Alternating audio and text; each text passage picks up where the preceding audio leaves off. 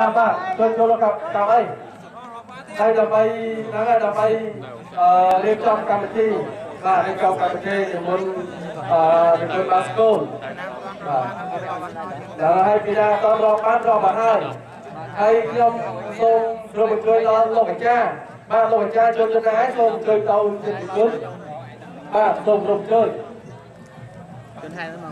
ហើយដើម្បីរៀបចំមង្គលកម្មវិធីដល់លោកអាចារ្យបាទ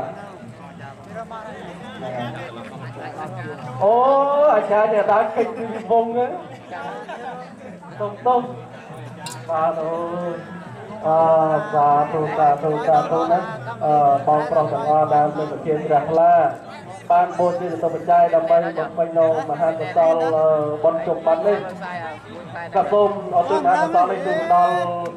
យន្តការតាំងពីសម្ដានរបស់បងដែលគាត់បានធ្វើមរណកាលសកម្មនៅខាងមុខចែកប្លង់ផ្សេងណាមួយបានកាន់ទៅបាយមុខក៏សូមមហាកុសលតែបងទាំងអស់បំពេញទៀតក្នុងឱកាសនេះគឺទ្រទ្រង់វិញ្ញាណក្ខន្ធរបស់គាត់បានកាន់ក្នុងទីពងពោះមានមរទេវតាមកព្រឹកពេលបានដំណោទេវតាមកពេលសូមបានត្រៃពោសំសារការ